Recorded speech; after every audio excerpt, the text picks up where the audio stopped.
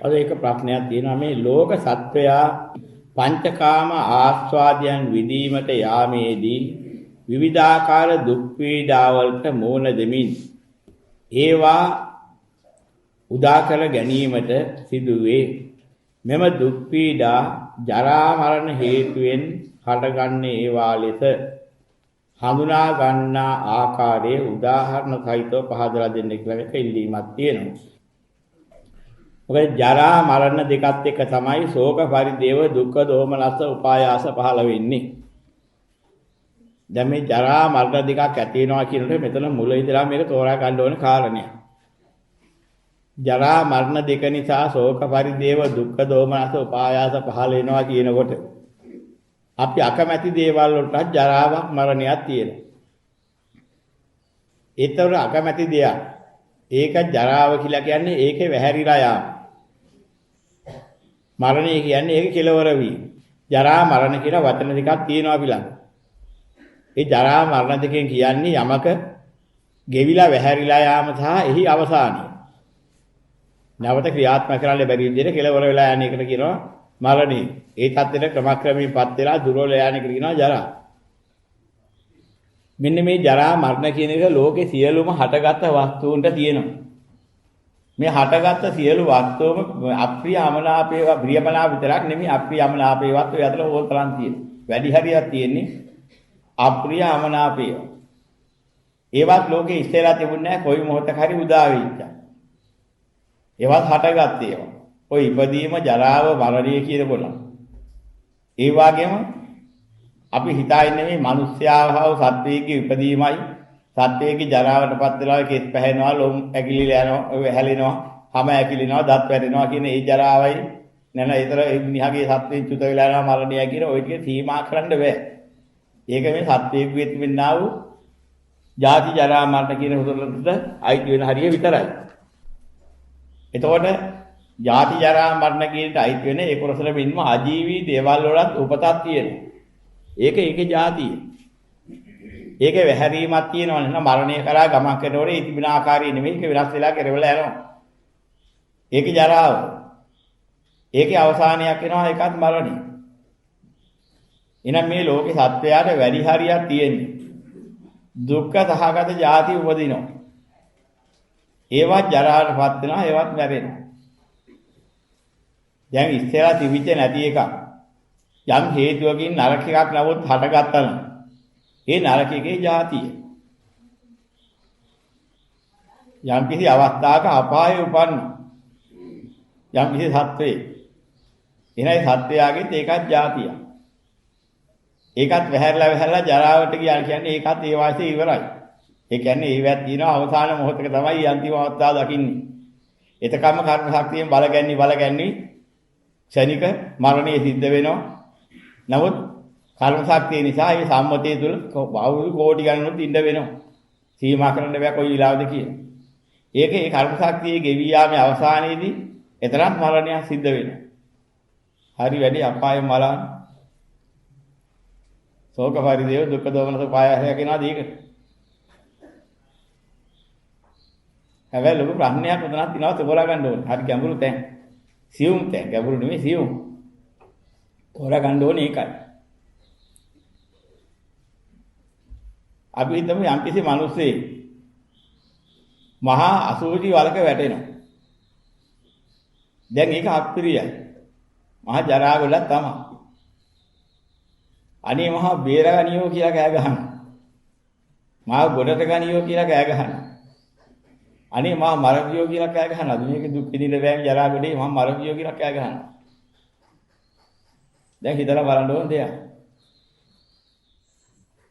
ගින්නකට කොටු වෙනවා. ඒ මෙහෙන් පිච්චි එනවා. මා බේරගනියෝ කියලා කෑ ගහනවා විතර මට දුක් විඳින්න බෑ මා මරවියෝ කියලා කෑ ගහනවා කාටවත්. මෙතන විරස දකින්න ඕන. එන අපිට එකක් තියෙනවා කොහේ කොච්චර දුක් විඳා. එක බලාපොරොත්තුවක් තියෙනවා ජීවත් වෙන ආසාව. ජීවත් වෙන ආසාව ලෝකයා සැප වශයෙන් බාර ගන්නවා. ඒ ආස්වාදී ප්‍රිය නිසා මధుර නිසා තමයි ලෝක සත්‍යය ඒක ජීවත් වෙන්න ආස කරන්නේ. ජීවත් වෙන සත්වයාට විඳින්න සිද්ධ වෙනා විවිධාකාර දුක් කරදර. ඒවට අකමැති. කොච්චර දුක් කරදරාවක් ජීවත් වෙන්න කැමති ඒවට අකමැති. දුක් කරදර වලට අකමැති ජීවත් වෙන්න කැමති. ජීවත් වෙන්න කැමැත්ත තමයි ප්‍රධාන දුකට හේතුව. දුක් කරදර තමයි ඒ පස්සේ ගියාම විඳින්න සිද්ධ වෙන දුක් කොට.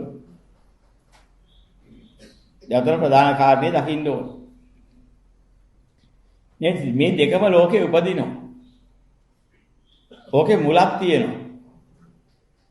සත්‍ය ආරම්භයේදී එකපාරකම ආරම්භයේදී කියන්නේ යම්කිසි කාලයකදී අනන්තයේ පටන් ඉන්න සත්වයාට යහපතක් අභිවෘද්ධිය සිද්ධ වෙන මඟ පාදා ගැනීමට යම්කිසි ක්‍රමවේදයක් තිබුණා මුලදී. ඒ මුලදී කියලා කියන්නේ සත්‍යයේ ආදි මූල ගැන කතාවක් නෙවෙයි ඒ කියන්නේ. බ්‍රහ්ම කල්පීය මිනිස්සයෝ කියලා මේ ලෝකයක් විනාශ වෙලා ගියහම ඒ දසදහස සක්වලක් කියන ඒ සීමාව සම්පූර්ණ විනාශ වෙලා අලුතෙන් ලෝක ආරම්භය කියන ක්‍රමවේදයක් තියෙනවා මේ ලෝක ස්වභාවය. ඒක ලෝද්‍රා බුදු ඇසින් දැකලා දේශනා කරලා තියෙන දෙයක්.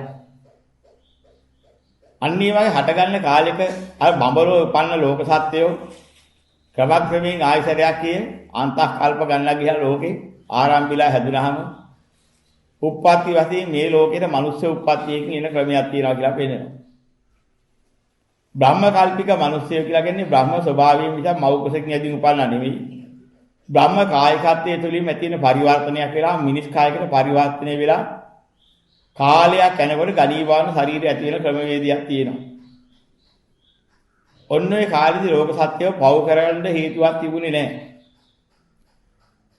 බ්‍රහ්ම ලෝකයේ ඉඳලා හිටන් මෙහාට අලුතෙන්ම ආරම්භයලා අර ඕපපාතික උප්පත්තියකින් මේ ලෝකෙට එනකොට කාටවත් සිංගියක් හිංසාවක් කරන්න අවශ්‍යතාවයක් තිබුණේ නැහැ. මමත්වයෙන් මමය මගේ කියන අල්ලා ගැනීමේ බැදෙල්ල දෙයක් ලෝකේ තව ගොඩ නැගිලා තිබුණ නැති නිසා. එහෙම හේතුවක් මුලදී පටන් ගන්නෙ නැහැ. අන්න එහෙම කාලෙක ඉන්නකොට අපායක් නැහැ. ඔය කාම ලෝකෙත් නැහැ. කාම ලෝකේ ආරම්භයේ පටන් ගත්ත මුල් කාලේ ඔය එකක්වත් පහළ වෙලා නැහැ. එච්චර ගැඹුරට ඇවිදලා නැහැ. කපනවා කොටනවා ගහනවා මරිනවා කියන ඒවා හිංගි හිංසා කරනවා කියන ඒවා ආ කෙනෙකුට රිදවනවා කියන ඒවා එහෙම එකක් ඒ කාලේ නෑ. එහෙම දෙයක් වෙන්නේ හේතුවක් නෑ. මොකද යමක් අසීමිතව තියෙනවනේ. ඊ අසීමිතව තියෙන දේ නිසා ගහ මරා ගන්න රණ්ඩු වෙන්න අවශ්‍ය නෑ. ඒක උදුරා ගන්න අවශ්‍යයක් නෑ. දැන් අපි හුස්ම ගන්නවා. තව කෙනෙක් ඇයි හුස්ම ගන්නවා තව කෙනෙක්. තවත් අය ඔක්කොම එකලා හුස්ම ගන්නවා අරිනවා. මේ වාතේ ඒක හුස්ම ගන්න එපා. මට කියාවේ හුස්ම ගන්න මේ වාතේ. දෙන්නේ නැතෝ මේ හුස්ම ගන්න වාතේ මට ඕනේ. එහෙමත් එකක් කියනවාද? කාටවත් කියන්නේ හිතෙනවද? අනික් කෙනෙක් හුස්ම ගන්න එකට විරුද්ධ වෙන්න කාටවත් හිතෙන්නේ නැහැ. ඒ මොකද වාතයේ හුස්ම ගන්න අත්‍යවශ්‍ය ඕන තරම් ඇතිපදන් තියෙන නිසා. තව කෙනෙකුට තව කෙනෙක්ගෙන් ඉල්ලා ගන්න දෙයක් එකේ නැති නිසා. ඒකට පොර කන්න දඟලන්න දෙයක් නැහැ. හුස්ම ගන්න වාතේ දන් දෙන්න යනවා නම් ඉතින් කොහොමද දන් දෙන්නේ? ඉතින් එනාර මරණාසන්න මොහොතක ඔක්සිජන් දෙනවා වගේ එකකට මේ කාලේ හැටියට නම් ඒකත් පොඩ්ඩක් තියෙනවා. ඒ වගේ අවස්ථාවක එහෙම නැතුව මේ සාමාන්‍ය ස්වභාවික ලෝකේ ඔබට හුස්ම දන් දෙන්නද මං කියලා හෙවොත් හා කියන ගන්න දෙයක් තියෙනවා. මට ඕනේ නැහැ උඹෙන් ගන්න මට ඕන තරම් තියෙනවා. කාටවත් ඔය කීයේ. එහෙනම් ওই කාලේ ඉන්නකොට දන් දෙන්න දෙයක්වත් නැහැ. පොර කන්න දෙයක්වත් නැහැ. අරගන්න දෙයක්වත් නැහැ. අද වෙනකන් හුස්ම පිළිබඳව. එන්න මේ වාතේ. මෙන්න මේ වගේ මේ සියලු දේ සත්‍යයට අවශ්‍ය කරන සියලු දේ සියලු ආකාරයෙන් පූර්ණව ඇතිවදන් තියෙනවා. තව කෙනෙක්ගෙන් උදව්වක් උපකාරයක් කියන අවශ්‍යතාවයක් නැති මට්ටමල තියෙනවා.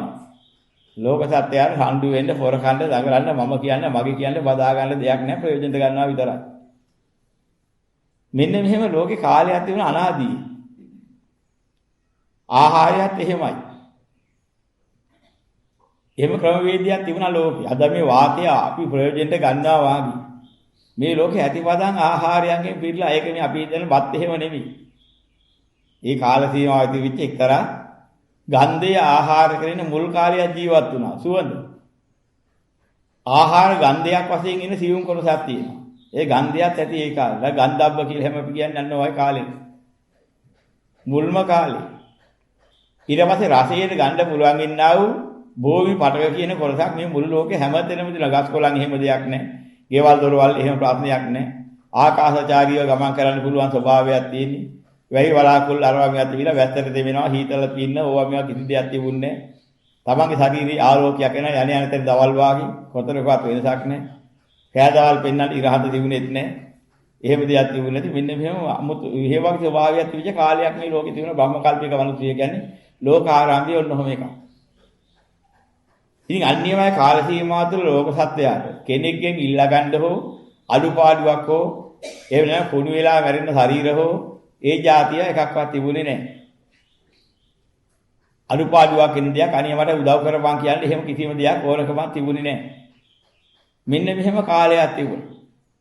ওই කාලේ වෙන ලෝක සත්‍යයට කිසිම දෙයක අවශ්‍යතාවයක් නැහැ. මොකද හේතුව දස අකුසලයේ හේතු වෙන චේතනා මාත්‍රයක්වත් පහල කරන්න හේතුවක් නැති කාලයක් ඔය කියන්නේ. ඒ නිසාම තමයි සත්‍යයකට හිංගියක් හිංසාවක් කෙරිච්ච නැති නිසා. ඒ කාලේ හැදිච්ච ලෝකයක් ඊට අනුකූලයි. කිසියම් දුකක් කරදරයක් බාධකයක් නැති වෙන විදිහේ සොයන් පෝෂිත ස්වභාවය සොයන් ජාතයි කියලා කියන්නේ ස්වභාවයෙන්ම ඒ කර්ම වේගී ස්වභාවයට අනුකූලවම හට ගන්නව දේවල් මිසක් මහන්සි වෙන්න උත්සාහ කරන්න වීර්යය කරන්න කිසිම දෙයක් නැහැ ජීවත් වී පැවැත්මට. දුකක් කියලා ඉන්න දැනගන්න දෙයක් නැති කාලයක් දැනෙන්නේ නැහැ. මෙන්න මෙහෙම ආරම්භක කාලයක් තියෙනවා. ඔන්න ඒ කාල සීමාව තුල ඔය දුක්ගෙන දිනියා උපදින කාලේ නෙවෙයි.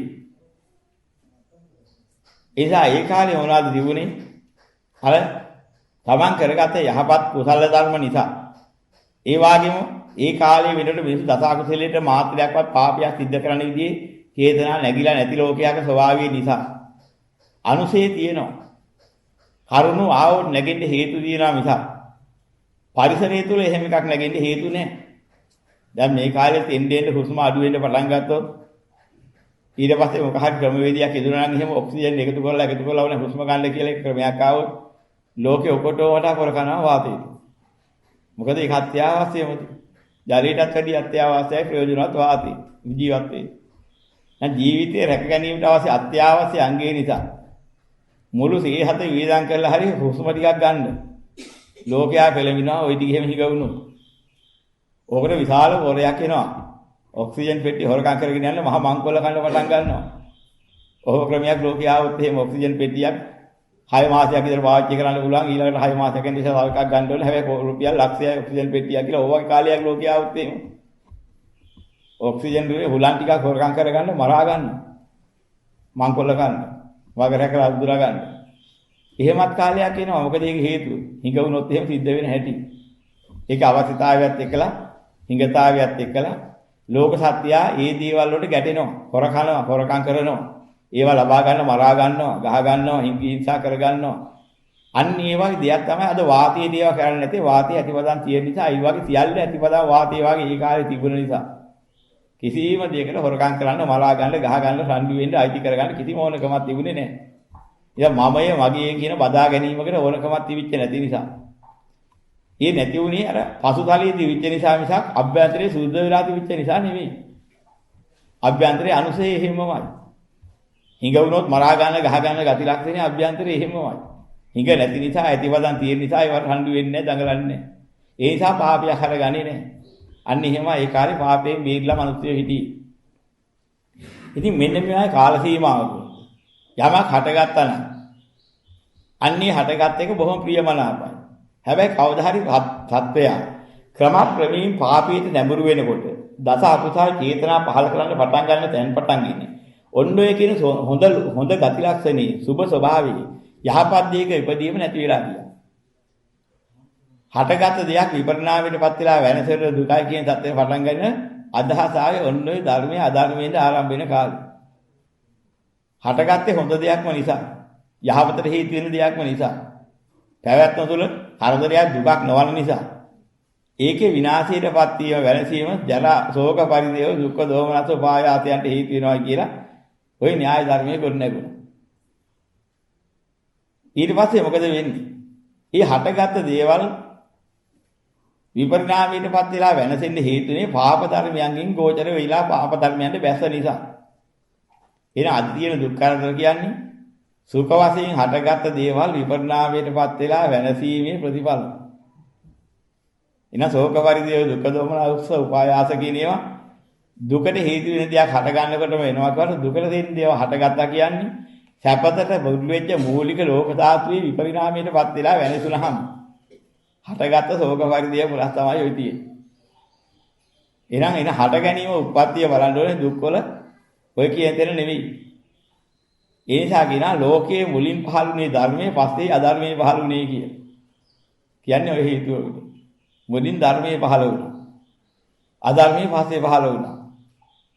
අන්න ධර්මයේ පහළ වෙච්චාම දුක් විඳින දේ ඇති වුණා ඒක තමයි බ්‍රහ්ම කල්පික මිනිස්සුන්ගේ කාලේදී ධර්මයේ පහළ වෙච්ච ලෝකයේ දුක් විඳින එකක් හටගත්තේ නැහැ. ඊට පස්සේ තමයි අධර්මයේ පහළුනේ සත්‍ය ක්‍රමක්‍රමයෙන් අර සසර ගති ලක්ෂණයට අනුකූලව ක්‍රමක්‍රමයෙන් නිර්මාණය කරගත්තා.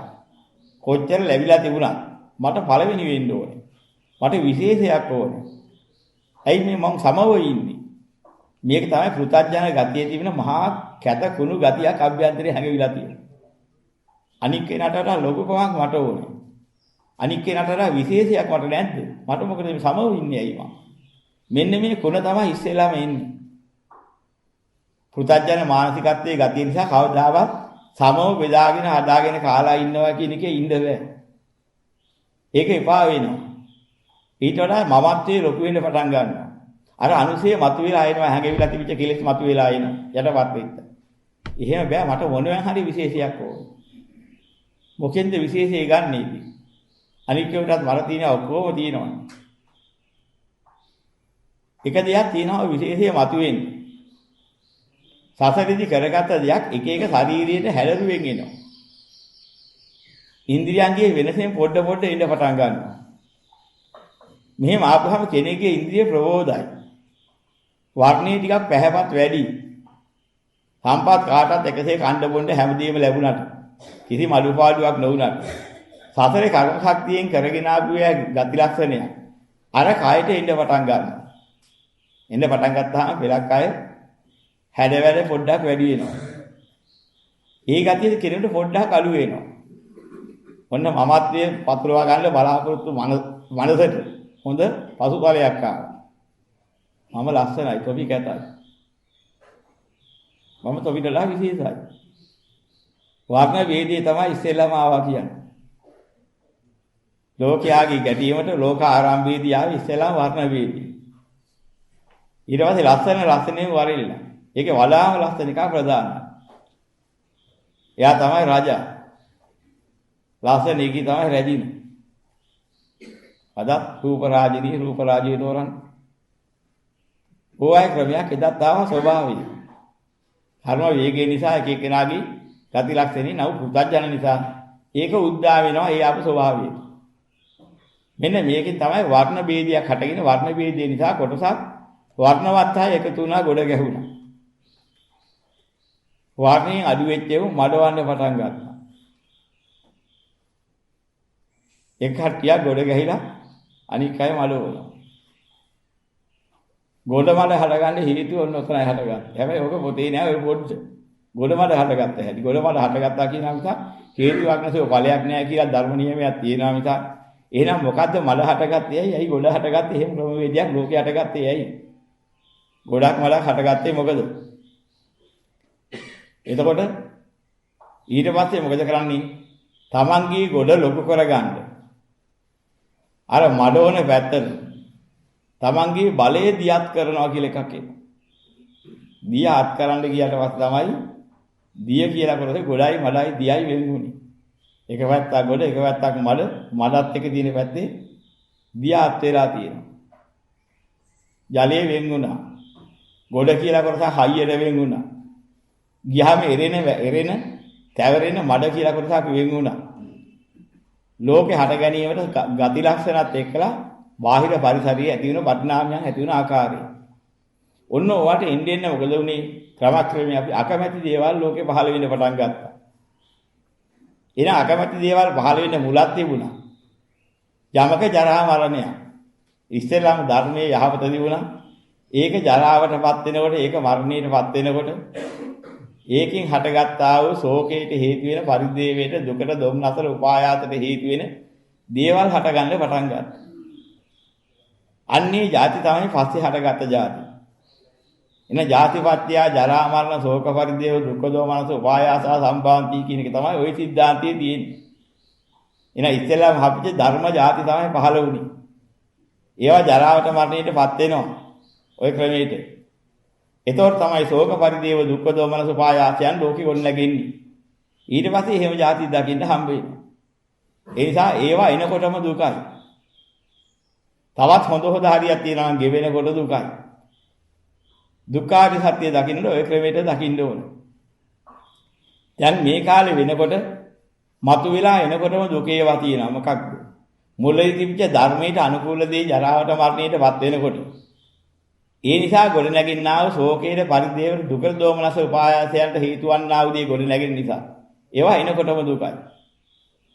අර හොඳ දේවල් ගෙවෙනකොට දුකයි. තියෙන කාලේ දුක ආවේ නැහැ. මෙන්න මේ නිසා දුක හට ගන්න ක්‍රම දෙකක් හැදුණා. නරක ඒවා ගොඩ නැගෙන්න හේතුවක් හැදුණා. ඒවා එනකොටම දුක් වුණා. හොඳ දේ ජරාවට මරණයටපත් වුණා මුලදී තිබුණ හොඳ දේ විතරයි. ඒක ජරාවට මරණයටපත් වෙනකොට ශෝක පරිදේව දුක් දොමනස උපායාසයන් ගොඩ නැගෙන්න පටන් ගත්තා. මෙන්න මේ ක්‍රමවේදයේ තේරුම් ගන්න ඕන. එහෙම තේරුම් ගත්තාම මේ ධර්මයේ පැටලෙන්නේ නැහැ. එතකොට ජරා මරණ හේතුවෙන් හටගන්නා ඒ වාලිත දැන් යහන්නේ හඳුනා ගන්න ආකාරයේ උදාහරණ සහිතව පැහැදිලි කරලා දෙන්න කියලා මේ ඉල්ලීම කළේ. දැන් තේරෙන්න ඕනේ ජරා මරණ වනවද ජරා මරණ නිසා හටගන්න දේවල් මොනවද? ඒතර මොනවද ජරාවට මරණයටපත් වෙනවා කියලා කියන්නේ? ඉස්සෙල්ලාම හොඳ දේවල් ජරාවට මරණයටපත් වුණා. මොකද ධර්මයයි පළවෙනියට ලෝකේ පහළ වුණේ කියලා කිව්වේ ඒකයි. ධර්මයෙන් කවදාවත් අධර්මයක් දුකක් කරදරයක් පහළ වෙන්න බෑ. මේ කියන්නේ ලෞකික ධර්මයේ නිර්වාණ ධර්මයෙන් නම් යමක් පහළ කරන්නේ නැහැ. පහළ වෙච්ච ඔක්කොගේම නිදහස් කරනවා මිස. මේ ලෝක ධර්මයේ තිබෙන්නා වූ ධර්මානුකූල පැත්තයි මේ කිව්වේ. එයා ධර්මයෙන් පහළ කළේ කවදාවත් දුක් කරදර දෙන පැත්තක් නෙමෙයි. ආස්වාද දෙන පැත්ත. ඒ පැත්ත තමයි එදා තිබුණේ.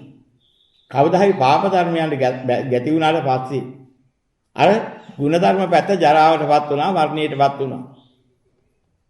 ඒ කියන්නේ ගුණධර්ම පිරිහිලා යාමට කිව්වා ජරාව කියලා. ඒ වගේම ඒක ඉවර කෙලවර වීමක් වුණා නම් අත්හැරී ගියා නම් එතන දකින්න නැතුව ගියා නම් අවිද්‍යාව වුණා නම් ඒකට කිව්වා මරණය කියලා. අන්න ගුණධර්මයන්ගේ ජරා මරණ නිසා අගුණ ධර්මයන්ගේ උත්පත්තිය පහළ වෙන්න පටන් ගත්තා. ඒවා ඔක්කොම ශෝකයක්, පරිදේවයක්, දුකක්, දුම්නසක්, උපායාසයක් උත්පත්තියත් එක්කම අරන් එනවා. ඕකෙන් ශෝක පරිදේව උපදින්න පටන් ගත්තේ එතන උපත නෙමෙයි කියන්නේ. මූලික උපතේ ජරා මරණ නිසා දෙවෙනි උපත් ඔය තියෙන්නේ. ශෝක පරිදේව දුක්ඛ දෝමනස උපායාසයන්ගේ සම්භවන්ති කිව්වේ සම්භවය. නැන උපත. ඒතර හොඳ දේ ජරාවට මරණයටපත් වෙන නරක දේ උපදිනවා කියන එකයි ඔය කිව්වේ. උපදීම දුකක් වෙනවා. හටගන්නේ දුකක්මයි. විඳින්න සිද්ධ වෙන්නේ දුකක්මයි. අතර කොළොත් 1000ක්මයි. අන්න ඒවා උපදේදී සුඛ වශයෙන් ආවේ නෑ. උපතේම දුක ආව සම්භවන්ති කිය පහළ වුණා කියන එකයි. ජරාව මරණේ ශෝක පරිදේව දුක්ඛ දෝමනස උපායාස සම්භවන්ති වුණා. සම්භවී වුණා. ඒවා උපන්නා. එහෙනම් යමක් ජරාවට මරණයටපත් වෙනකොට උපදිනවා තව දෙයක්. ඔන්න ඕකේ මුලින්ම ආවේ ධර්මයේ නිසා ධර්මානුකූල දේ ජරාවට මරණයටපත් වෙනකොට අධර්මයක් උපන්නා. අධර්මයේ ස්වභාවයක් තියෙනවා. අසුරු කරන මොහොතක් පාසා ශෝක පරිදේව දුක්ඛ දෝමනස උපායාසයන්ට ලක් වෙනවා. ධර්මයන් විනාශ වෙලා ගියාම ධර්මයට අනුකූලව යමක් පහළ වුණාද ඒක ප්‍රිය ස්වභාවයෙන් මధుර ස්වභාවයෙන් යුක්තයි. ඒක විනාශයටපත් වෙනකොට ශෝක පරිදේව දුක්ඛ දෝමනස උපායාසයන්ට භාජනය වෙන්න සිද්ධ වෙනවා. මෙන්න මේක තමයි මේ ජරා මරණ කියන්නේ. ඉතින් මේක කයට පමණ සීමා කරගන්න බෑ. මේ එක දෙයක් කියන එකක් විතරයි කයේ ජරා මරණ. ජාති කියන එකට ගත්තේ මිනිස් උපතන. ජරා මරණ දෙක මිනිස් ජරාව සහ මිනිස් මරණය. ජාති කියලා ගත්තේ ගුණයක් නා. ඒ ගුණේ ගෙවිලා යන එක. ගුණේ වෙනසිලා යන එකට කියනවා එහි ජරාව, එහි මරණය. ගුණේ ගෙවුනොත් මොකද උපදින්නේ? අගුණයක් ඉපදෙනකොට මග පෑදෙනකොටයි ගුණේ ගෙවෙන්නේ. අගුණේ ගොඩ නැගෙනවා. සම්භවන්ති වෙනවා. එහෙනම් ඒකෙන් අගුණේ මොකද පහළ වෙන්නේ? ජරා මරණ ශෝක එනකොට ශෝක පරිදේව දුක්ඛ දෝමනස උපායාසයක්ම පහළ වෙනවා මිස වෙන පහළ වෙන එකක් නැහැ. ඒකයි ඒකේ ස්වභාවය. එතකොට ජරා මරණ කියන වචනේ පෙන්නන්නේ ඔය ටිකයි. කයේ ජරාව ගැන කිව්වොත් කෙස් පැහිම, ලොම් හැලීම, නියපොතු ඇද වෙලා යනවා, දත් ටික වැටලා යනවා, හංකඩ හැලි වැටෙනවා, ඉන්ද්‍රිය දුර්වල වෙලා යනවා, ඇස් පේන්නේ නැතු යනවා, කන් ඇහෙන්නේ නැතු යනවා, කොන්ද කුදු වෙනවා, හැරවිදී යනවා වගේ වෙවුල වෙවුල යන්න වෙනවා, කාය ශක්තිය නැති වෙනවා. මේ જાතිය තමයි කායික ජරාවක් හැටියට, ව්‍යාධිය හැටියට පෙන්නන්නේ. ජාති ජරා උපන් එකන ඒ ආකාරයෙන් ඉන්නතුව ඔහොම ජරාටපත් වෙලා කොයිලේ මන හුස්මඩිය ගියා මලා. ඒක සම්මත ජරාවක් සහ සම්මත මරණය. නමුත් ජරා මරණ මෙහෙම සූළු දෙයකට සීමා කරලා නැහැ. මේ ජරා මරණ විග්‍රහ කරන්න ගියාම වචන අප්‍රමාණයි, පද අප්‍රමාණයි, මෙයා නිරුක්ති අප්‍රමාණයි. මේ පදිච්ච සමපදී හැම දෙයකටම මේ ආකාරයි කියලා පෙන්නනවා. ප්‍රමාණ කරන්න බෑ සාගරයේ වැස්සාවා කිව්වේ ඒකයි. එන ජාතිපත්‍ය ජරා මරණ විග්‍රහ කරන්න ගියොත් අපේ ජීවිතේ ඉවර වෙයි. යම් තරමකට දැනුවත් වෙලා නම් ඒ දැනුවත් වෙච්ච එක විග්‍රහ කරලා මෙන්න ಜಾති මේවත් ಜಾති මෙන්න මෙහෙමත් ಜಾති කියලා ඔක පටන් ගත්තොත් එහෙම කියන්නේ. ජීවිත කාලේ වෙන්නකන් ಜಾති විග්‍රහ කරලා ඉවර කරන්න බෑ කියලා කටෙන් කියන්න ගියොත් එහෙම. ඒ තරම් අප්‍රමාණයි. නමුත් ඔය සියල්ලම මහා ප්‍රඥාවට ගෝචර වෙනවා කියා ගන්න බැරි වුණා. ඇත්ත වශයෙන්ම මේ රෝගී තියෙන හටගත් ඒවා පොඩි පුංචි වෙනසක් පරසක් කරනවා නම් යමක උපතක් යමක විනාශයක්. යමක જાතිය තවදික ජරා මරණය. ඒක නේද මේ ලෝකේ හැමදෙනම තියෙන්නේ. ಜಾති නෝවනේ ජරා මරණ නෝවන්තියක් ලෝකේ කොතනකවත් මොන තැනකවත් රූපයකවත් වේදනාවකවත් සංඥාවකවත් සංකාරයකවත් විඥානයකවත් නැහැ නේ කිය. කෙටියෙන් සම්පීඩන කරලා ওই ටික දැනගන්න. ඔබ විග්‍රහ කරලා දෙන්න කිව්වොත් එහෙම කවදා විග්‍රහ කළේ ඉවර කරන්නේ? සාගරයේ වැස්සා වාගේ කියන්නේ ඒකයි. කෙටි කරලා ගත්තාම ප්‍රඥාවට ගෝචරයි. විග්‍රහ කරන්න ගියොත් එහෙම කාලේ යනවා ගෙවිලා යනවා මිසක් ඕක කරලා ඉවරයක් කරන්න බෑ. ඊදා කියන මේක අවබෝධ කරගන්න. ධර්ම අවබෝධය ලබා ගත්තාම අප්‍රමාණ ධර්ම අවබෝධයක් ලැබිලා. ඒ ලැබුව අවබෝධය ප්‍රකාශ කරන්න ගියොත් එහෙම වචන නැහැ. කියලා ඉවර කරන්න බෑ. කොච්චරකට අවබෝධ වුණාද? ಜಾති විග්‍රහ කරන්න යනවා. ඉතින් ඔබ විග්‍රහ කරලා පෙන්නන්න ගියොත්. ಜಾති කියන වචනේට ගෝචර වෙච්ච කොච්චරද? යම් තාක් සත්ව කොට්ටාසක් නම් ඒ සියල්ලම සත්ව ಜಾති. අයි මුලින් ලෝක කාණ්ඩ වශයෙන් ಜಾති විග්‍රහ කරන්න පටන් ගත්තා. එයාගේ ඒ සත්වයින් තිබෙනා කෙස් තිබුණා නම් ඒ එක එක්කෙනාට තියෙන එක එක ಜಾති කෙස් ಜಾති. ලොම් ඒක තව ಜಾතියක්. නියපොතු ಜಾති, දත් ಜಾති, හං ಜಾති, මත් ಜಾති, නහර ಜಾති, ඇට ಜಾති, ඇට මිදුළු ಜಾති. දැන් ඔය වගේ මේ ශරීරයේ තියෙන කොටස් ඔක්කොම තව තවත් ಜಾති. අතරමඟ තියෙන අසුරු ಜಾති. ඕකේ බලපුවම මගේ කෙස් ಜಾතිය වාගේ නෙවෙයි අනික් කෙනාගේ. පොඩ්ඩක් වෙනසක් තියෙනවා. තව කෙනෙක් ගත්තාම ඊට වඩා වෙනසක් තියෙනවා. ලොම්, නියපොතු, දත් ඔක්කොම ඒවා. ඇගේ තියෙන කොටස් කොච්චර එක සමාන වාගේ වෙන්න තිබුණා.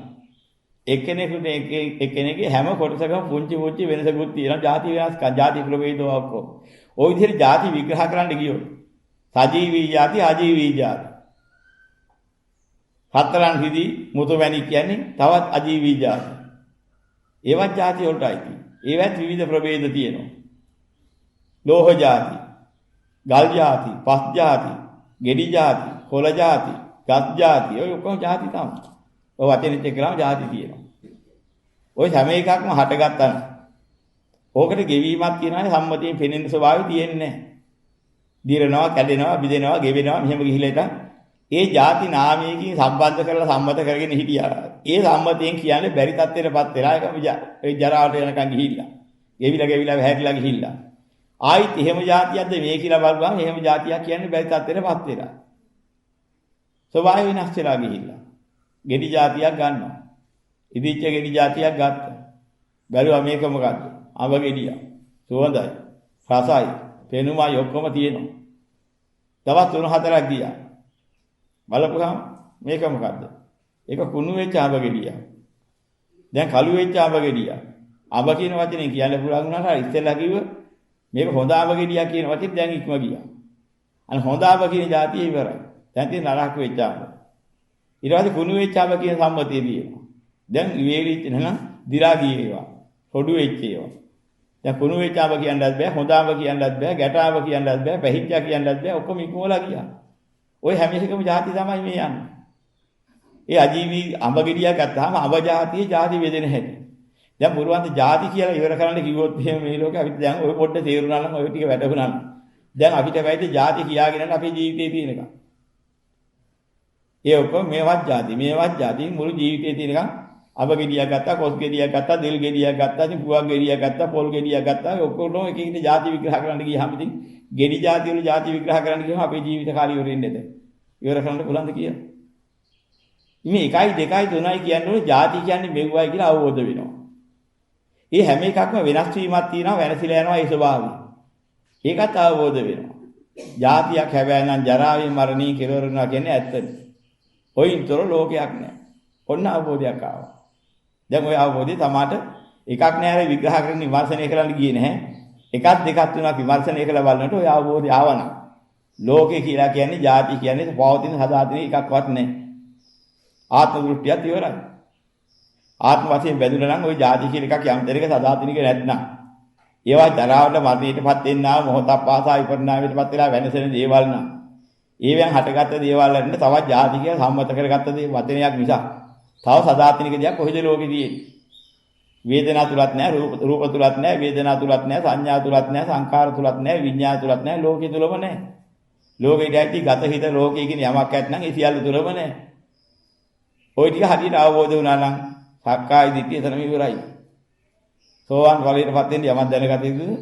ওই වලින්නුත් ඔක දැනගත්තා. ওই පොඩ්ඩිනුත් ඇති. අන්න දැනගන්න ක්‍රමය. දැන් බුදුරජාණන් වහන්සේ දේශනා කරන්නේ ඕවැය උඹලා හිතාලා වගේම උඹලා අල්ලා ගන්න හැදුවනේ මොනවද අල්ලන්න තියෙන්නේ බලලා අල්ලා ඔයලා. විමර්ශනය කළා බලන්න. ಜಾති වල ස්වභාවය ඕකන. දැන් මොන ಜಾතියද ඕනේ කියන්නේ? මොන ಜಾතියද බැඳින්න හදන්නේ? මොන ಜಾතියද හරියක් තියෙන්නේ? මොන ಜಾතියක හිටියත් උඹලට සදාතනික හම්බ වෙයිද? සදාතනික ප්‍රයත්මක ඉන්න, ප්‍රියමනාප ප්‍රයත්මක ඉන්න ಜಾතියක් ලෝකෙ තියෙයිද? තියෙන න්‍යායය මොකද්ද? එහෙම ප්‍රියමනාපයෙන් කොච්චර ඉඳ හැදුවා මොහොතක් පාසා විදිලා වෙනස් වෙලානේ ಜಾති ස්වභාවයක් ඇති ජරා මරණයටපත් වෙන ලෝකයක් හැරෙන්නේ. තවත් සදාතනික ලෝකයක් ඔතනකව මාත්‍රයක්වත් නැහැ කියන එක මට වැටහුණා. ඒක න්‍යාය ධර්මයේ වැටහුණා. එහෙනම් ඉතින් ගොවිට එහා මම මොකද? කොතනද මං ඉතින් නිගමනය කරගන්නේ? කොතන ඉන්න ඕන කියලා මම පතන්නද? කොතන ඉන්න ඕන කොතන සත්‍යෙලපත් වෙන්න මේක හොඳයි කියලා නිගමනය කරන්නද? තීන්දුවක් දෙන්න එකක් නැහැ නේ එහෙමනම්. එහෙනම් මොකද තීන්දුව? කොහේ ඉන්නද? මොන જાතිය හොඳද? මට පතන්න හොඳයි කියන්නේ අල්ලා ගන්න හොඳ જાතිය කියලා ගන්න නිගමනය කරන්න එකක්වත් කොසලකවත් නැහැ. එහෙනම් මොකද ගන්න තියෙන්නේ? තියෙන්නේ ගල්ලාගත්ත එකක් නැත්නම් අත්තල කෙලවර කීම වෙන මොකද? කොහේ අල්ලන්නේ? චන්දරාගේ නිදහස් වෙනවා වනතු. නිදහස් වුණාට පස්සේ නිදහසේ පිහිටියාට පස්සේ කොහේ පිහිටන්නේ? ලෝකෝත්තර වුණා. ලෝකයෙන් විතරයි. ලෝකෝත්තරදී මොනවද කතා කරන්නේ? ලෝකේම කතා කරන්නේ මේ මානසිකත්. ඒ ලැබුව ස්වභාවයේ අවබෝධය මොකෙන් කතා කරන්නේ? මෙන්න මේ අවබෝධයටයි යථාබෝධය කියලා කියන්නේ. යථාර්ථයේ වැටෙන්නේ ඔන්න ඔය ධර්ම න්‍යායයට. ඔන්න ඔය අවබෝධ ඥානෙයි. ඕකට කියනවා ලෝකෝත්තර නුවණ. ලෝකෝත්තර ඥානෙ ලෞකික දෙයකින් පෙන්වන්න බෑ කිව්වේ ඒකයි. ඔන්න ඔය ලෝකෝත්තර නුවණ තමයි මාර්ගඵල අවබෝධය ලැබෙන්නේ. ඵලී ලැබෙන්නේ අවබෝධය ලැබෙන්නේ ඕකට. වෙන මොන හිතකින්වත් ලබන්න බෑ. අතීත හිතකින්වත් අනාගත හිතකින්වත් වර්තමාන කියන හිතකින්වත් එහෙම නැත්නම් සමාධි ඵලයකින්වත් ප්‍රථම ධානයේ හිතකින්වත් ද්විතිය ධාන චිත්තයෙන්වත් තෘතිය ධාන චිත්තයෙන්වත් චතුර්ථ ධාන චිත්තයෙන්වත් එහෙම නැත්නම් ආකාසානන්තයතන ආදී අරූප චිත්තයකින්වත් එහෙම මෙහෙකින්වත් දකින්න බෑ නිවන්. දකින්නේ මොකෙන්ද? ලෝකෝත්තර චිත්තයෙන් ඔන්න ඔය පහළ වෙන්නේ. ඔය ධර්ම මිනිහි කරගෙන යනකොට ධර්ම න්‍යාය අටහ ගන්නකොට මේ ಜಾති කියන ඒවාන් තොර වුණ ලෝකයයි කියලා එකක් නෑ. ලෝකේ ස්වභාවය එක්ක මොනවා හරි නාම ಜಾති එහෙම නැත්නම් රූප ಜಾති. ඒ නම් ගොත් තියාගෙන අපි මොනවාට භාවිතා කළා. ඒක මොහොතක් නෑර විපරිණාමයටපත් වෙලා වෙනසිලන ಜಾති. වෙනස් වෙන ಜಾති ඒවා තියෙන්නේ. ඒ ಜಾති තුල ඉන්න එක හදාගන්න එක හැදෙන්න එක බැලුවොත් එහෙම හැදෙන්න වටනා එකක් ඒ වෙන හැදිලා ඉන්න එකක් ඇත්තේ නෑ. ඒවා ජරාවටපත් වෙනවා මරණයටපත් වෙනවා. ඒ ජරාවටපත් වෙන මරණයටපත් වෙන එකත් තුල ඉන්න ගියොත් එහෙම ඒක අල්ලා ගන්න ගියොත් මං අකමැති දෙයක් ඒකට සිද්ධ වෙනවා. ඒවා ඉච්ඡසේ කැමැතිසේ නැති දේවල්. එන අනිච්ච දේවල්. අනිච්ච දේවල් පස්සේ අල්ලා ගන්න ගියොත් මොකද වෙන්නේ? ඉච්ඡ වශයෙන් අල්ලා ගන්න ගියොත් ශෝක පරිදේව දුක්ඛ දෝමනස පායාසයන් ගොඩ නැගෙනවද? ඒකට මුහුණ දෙන්න සිද්ධ වෙනවා. එතන පටන් ගෙනම ඒකට තරඟ කරන්න ගියහම අවිද්‍යාවෙන් අල්ලගත්ත වටිනවා කියන. එහෙනම් වටිනාදී රැක ගන්න තරඟ කරනවා, දඟලනවා, පොර කරනවා, දූෂ්‍ය වෙන මානසිකත්වයේ උදා වෙනවා. අර වෙන්නා වූ ලෞකිකත්වයේ තියෙන යම් ධර්මයක් ඇද්ද? ලෝක ධර්මයේ ඉක්ම යනවා. අධර්මයට බැඳෙනවා. අධර්මයේ නිසා දුක්ඛ දෝමනස උපායාසයන් බාල කරන්නා වූ යමක් ඇද්ද? ඒවා ගොඩ නැගෙනවා. ඒවට කොටු වෙනවා. ඉතින් හොඳ හොයන්න ගිහිල්ලා දුකට වැටුණා. දුකක් ගොඩ නැගුණා. දුකේ විඳින්න සිද්ධ වෙනවා. දුක් ජාති පහළ වෙනවා. ඒවත් ජාති. ඒවා ජරාවට මරණයටපත් වෙනවා. හැබැයි අර මානසිකත්වයේ තව තවත් ඉන්න තාකල් යලි යලි පහළ වෙන්නේ අධාර්මික දේවල් නිසා ධර්මික දේවල් නෙමෙයි. මුලින් ධර්මයේ පහළලා ඒකේ විදහැරගත්තා. අර අවිද්‍යාවනේ බහැලා. අවිද්‍යාව නැගී හිටපු නිසා. ඊට පස්සේ අධර්මයේ පහළ වුණා. අධර්මයේ පහළ වෙච්ච ශෝක පරිදේව දුක්ඛ දෝමනස උපායාසී යමකින් නිස්පාදනය කරනවද? ඒවට මොන දෙන්නේ සිද්ධ වුණා. ඒවත් ජරාවට මරණයටපත් වුණාම යලි යලිත් අධර්මයේ ගොඩනගලා දෙන තාකල් නැවත වාගයක් ධර්මයට කවද්ද දෙන්නේ. ඒ තාකල් උහුට අධර්මයේ විපාකයෙන් බේරෙන්න බෑ. අවිද්‍යාව නිසා හැමලියම ධර්මයේ වහනවා. අධර්මයේ ගොඩනගනවා.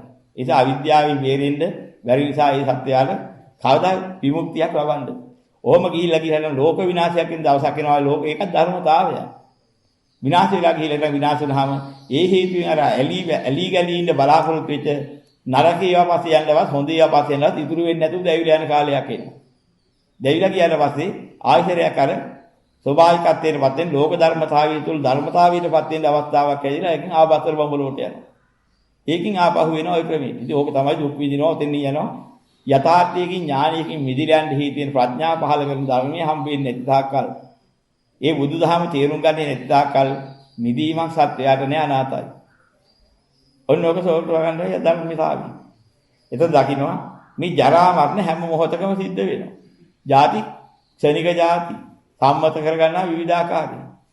මිනිස්යා කිව්වහම මිනිස්ය ಜಾතිය. ඒ ಜಾතිය කියලා සම්මත කරගත්තා උපතේ වඩා මරණය දක්වා මිනිස් උපතේ ඉඳන් සම්මතියක් තියාගත්තා නමක් තියාගත්තා එයා හඳුන්වනවා. ඉතින් ගුණසේන, පියසේන, ගුණදාස, ජයපාල මොනවා හරි ගමනේ තියාගන්නවා එයාට ගැලපෙන නම. උපතේ වඩා එයා හැමෝයි. ඉතින් මේ කවුද? එයා තිබ්බනම ගුණසේන. දැන් පොඩි එකා ඉස්කෝලේ ගියා. පුතාගේ නම කියන්නේ ගුණසේන. ඊට පස්සේ ඔහම ගියා. කසාදෙන් ගියා. මොකද්ද මහත්තයාගේ නම? ගුණසේන. දැන් අර හැරමිටියක් කරා යන්නේ කවුද? දැන් ගුණසේන. හරියට නා කියලා දැන් යන්නත් බෑ ගුණසේනට. තවත් ගුණසේන එහෙමවා. ඔහම ගිහලා මැරිලා. ගුණසේන මලන්න. නාමයේ දිර නැතුව ගුරුගේ දිරුවා. ගුණසේන එහෙමවා ගියා කරන එක. මලාට පස්සේ දැන් නැද්ද ගුණසේන? ගුණසේන මලා. ගුණසේනගේ නමත් මලාද? නමත් ඇද වුණාද? නමට වයස ගියා. නෑ ඒ නමට නම් වයසක් එහෙම කියන්නේ එකක් නෑ. එයාට අපි හැඳින්වන නමක් තියලා ගුණසේන කියලා. ඒ ගුණසේන නමින් හඳුන්වපු සතර මහා භූතයන්ගෙන් හටගත්ත රූපේ තමයි සම්මත නමක් තියාගත්තේ. ඒක වෙනස් වෙලා ගියා. එහෙනම් වෙනස් වෙලා ගන්නේ මොකද උනේ? රූප විවිධාකාර જાතීන්ගේ වෙනස් වෙලා ගියා. නාමයෙන් යමක් කැමතුවද? ඒ නාමයෙන් අමතන යමක් ඇත්නම් ඒ නාමය දැන් පවත්න්නේ ඒ ආකාර ස්වභාවයක් හඳුන්වන්න. නමුත් ජීවත් වෙලා ඉන්න කෙනෙක් ඒ ජීවිතයේ අවසානකම් ඒ නාමයෙන් ආමන්ත්‍රණය කරන්න හැකියාවක් තිබිච්ච ස්වභාවයක් නිසා අවුරුදු ගණනකට ඒ නමින් ඇමතුවා. ඊට පස්සේ ඒ නමින් අමතන්න කෙනෙක් දැන් නැහැ. අන්න ඒ වගේ ස්වභාවයක් එනවා. ඒතරක අමතන්නේ යම් කිසි ආකාරයෙන් ඔය ගුණසේන කියන නමින් ආමන්ත්‍රණය කළාට ඒ රූපේ ඒක දිර දිර යනවා. ඒ රූපේ නිසා ඇහැ කන දිව නාසය ශරීරය එතන තියෙනවා. ඒ තමයි ගුණසේන කියන කෙනාගේ කයේ ස්වභාවය. ඔය ඇහැට රූප, කනට ශබ්ද, නාසයට ගන්ධ, දිවට රස, කායට ස්පර්ශ දැනෙනවා. ඒ දැනෙන මොහොතේදී ඒ රූපයක් ඇහැට එන මොහොතේදී ඒ මුල් කරගත ස්පර්ශය දැනෙනවා. ඒකේ ඒනකන් විතරයි. ඒ දැනෙනකොට වේදනාවක් පහළ වෙනවා. ඒක දැනෙනකන් ඒක ස්පර්ශය එනකන් විතරයි ස්පර්ශය නිසා වේදනාව. කනට ශබ්දයක් ඇහෙනවා. ශබ්ද ස්පර්ශ වෙනවා ඒ ශබ්ද එනකන්. ඊට පස්සේ ඒ ශබ්දේ ස්පර්ශ වෙන ගාන දැනීමක් පහළ වෙනවා. ඒ හොත සම්පස්සේ වේදනාව. ඉතින් නාසයේ ස්පර්ශයක් එනවා. ඔක්කොම එකට ඉන්නේ. ඒ ස්පර්ශය එනකන් ඒ ධර්මයේ පහළ වෙනවා. හටගත්ත ගෙවිලා ගියා. එහෙනම් රූපයක් ඇතුළු කරපු වේදනාවක්, සංඥාවක්, සංඛාරයක්, විඥානයක් ආවනම් ඒකත් සිද්ධ වෙන්නේ මොකද? මේ මොහොතේ ආව බිඳිලා ගියා. ඒ ආව බිඳිලා ගියා. ඉතින් ওই ටික සිද්ධ වෙනකොට ඒවත් ඔක්කොම ಜಾති තමයි. ඇස් ಜಾති, රූප ಜಾති, චක්කු විඥාන ಜಾති, චක්කු සංපස්ස ಜಾති, චක්කු සංපස්ස වේදනා ಜಾති. එන නාම රූප දෙකම ಜಾති. දැන් ಜಾති වල ස්වභාවය මොකද්ද? හටගත්තා නම් ඒ මොහොතේ මේක ජරාවටපත් වුණා, මරණයටපත් වුණා.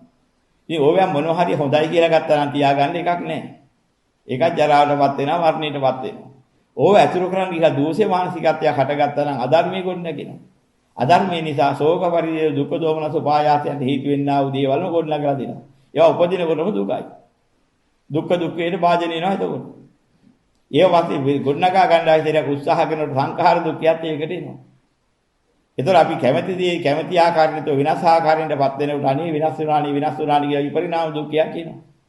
දුක්ඛ දුක්ඛ සංඛාර දුක්ඛ විපරිණාම දුක්ඛ කියන මේ දුක් තුනකින් පීඩිත වෙවි සත්‍යය සැප හොයා යනවා. අධර්මයට බහිනවා සැප හොයාගෙනම ගිහිල්ලා. අධර්මය නිසා ශෝක පරිදේව දුක්ඛ දෝමන සුභායාසයන්ට වාජන වෙනවා. ඉතින් මේක තමයි මේ මොහොතක් පාසා සිද්ධ වෙන ක්‍රියාවලිය. ඉතින් දැන් මේ අහන්නේ මොකද්ද? ඉතින් ওই ටිකම ඒ මොහොතේ හට ගන්නා දේවල්. ඒවා ඒ විදිහ හට ගන්න ආකාරයක්. ඉතින් උදාහරණ දුක හට ගන්න හැටි, ජරා මරණයන්ටපත් වෙන හැටි, හට ගන්න හැටි කොහොමද කියලා මේ අහන්නේ. ওই ටික තේරුම් ගන්න ඕන ක්‍රමෙට වෙන හැටි. ඉතින් ජරාව කියලා කියන්නේ ඒ මතුවන යම් ස්වභාවයක් ඇද්ද? යම් රූපයක්, යම් වේදනාවක්, යම් සංඥාවක්, යම් සංකාරයක්, යම් විඥානයක් යම් මොහොතක විද්‍යාමාන වුණා නම් ඒක හේතුවක් නිසාම ගොඩ නැගුණා. ඒකට අවශ්‍ය කරන ප්‍රත්‍ය පහළ වීම නිසාම ගොඩ නැගුණා. කවදාවත් චක්කු විඥානයක් ගොඩ නැගෙන්න බෑ. ඇහක් නැත්නම් රූපයක් නැත්නම් ඒ දෙකේ ඝට්ටනයක් නැත්නම් ශබ්ද සෝත විඥානයක් ගොඩ නැගෙන්න බෑ.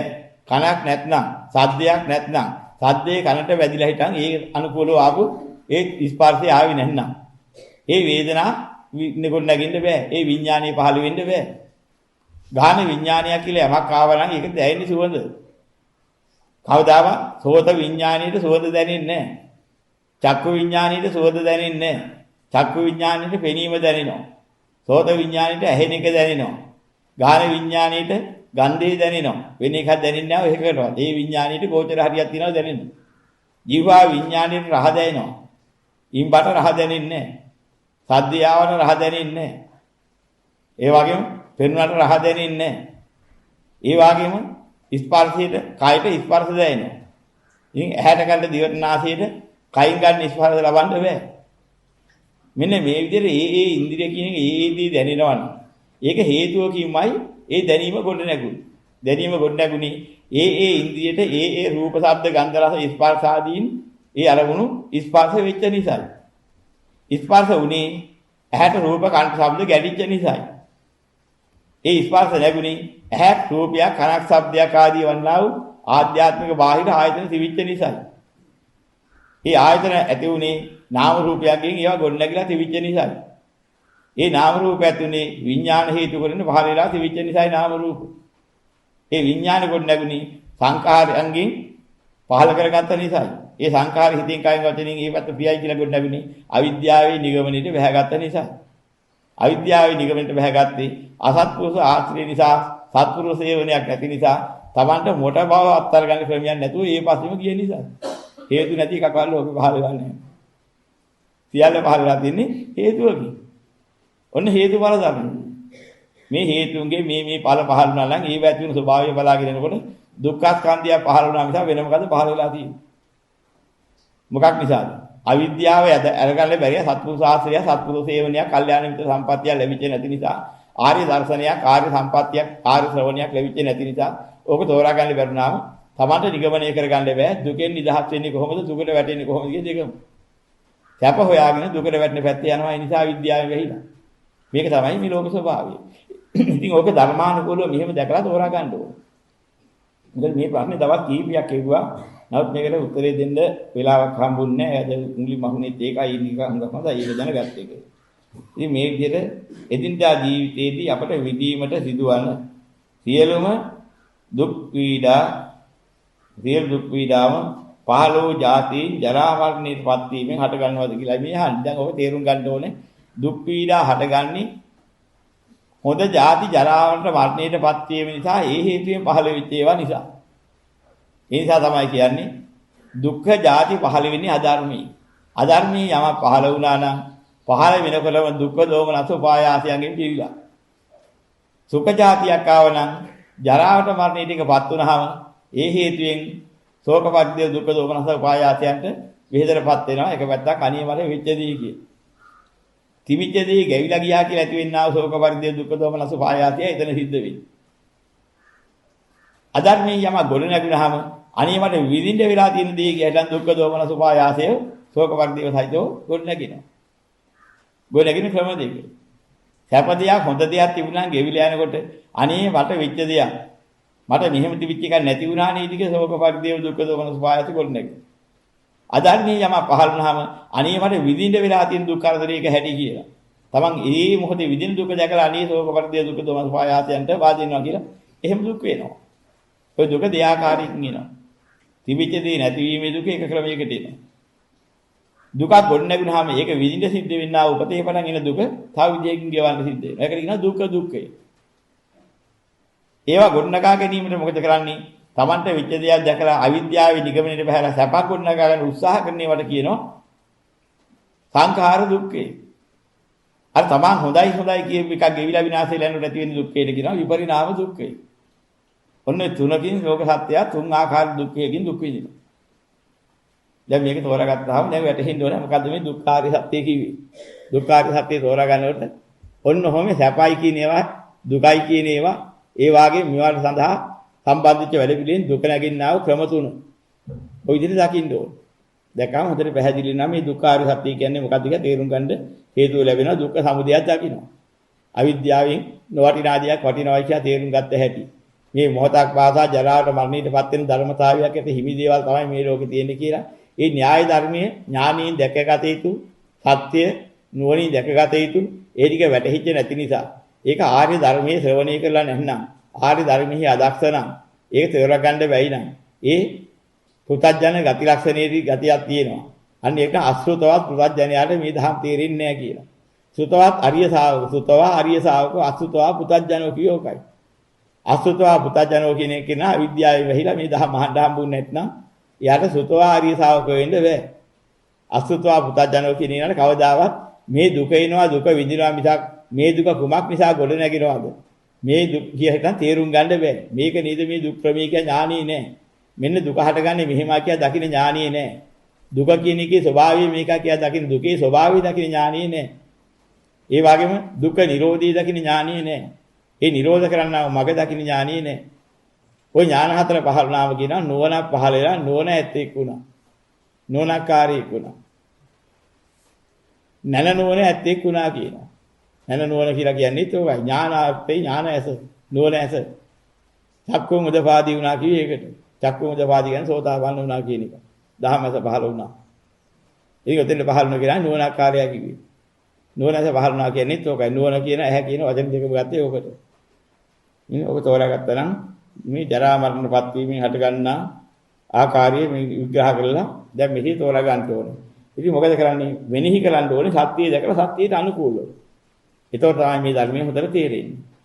ඉතින් මේකේ ස්වභාවය මෙහෙම නේද කියලා අහගත්ත දහම් අනුව යලි මෙනෙහි කරනකොට ওই ධර්ම අවබෝධය ඉන්නේ වැඩිනවා. වෙල්ලා හිටන් හරිය පිහිටනවා. හරිය පිහිටියට පස්සේ අසාරයි කියලා වැටහිලා යම් චන්දරාගයක් තිබුණා ලෝකේට අත්තරින් වැලී මිදී කියලා පංචස්කන්ධී උපාදානිය මිදෙනවා. උපාදාන නිරෝධයෙන් භව නිරෝධ වෙනවා. භව නිරෝධයෙන් ජාති නිරෝධය, ජාති නිරෝධයෙන් ජරා මරණ ශෝක පරිදේ දුක්ඛ දෝමනස පායහ නිරුද්ධයන් ඔක්කොම ඉවරයි. දුකෙන් නිදහස්. ඒ තමයි නිවන. නිතර ගන්න ඕන විදියට. මෙතෙක් අපි අහගත්ත මේ ධර්මයට අනුකූලව යම් ධර්මඥානයක් වර්ධනය කරගත්තා නම් ඒ වාගේම ඒ තුලින් අපි බලාපොරොත්තු වෙන්න ඕනේ ලෝකේ රස විඳ ඉඳීමක් නෙවෙයි යම් කිසි ආකාරයෙන් මේ අසාර ලෝක සත්‍යයේ தત્ත්වය දැකලා ඒ අසාර ලෝකයෙන් මිදෙන්න අසාර ලෝකයේ මිදිලා හිටයි යථාර්ථය බුදුරන් වහන්සේ දකින්න හැටි පෙන්වා දුන්නා. ඒ චතුරාර්ය සත්‍ය ධර්මය අවබෝධ කරගෙන නිවන් සාක්ෂාත් කරන අධිෂ්ඨාන කර ගන්න ඕනේ. සෑම සිළු දෙනාට යහපතක් වේවා.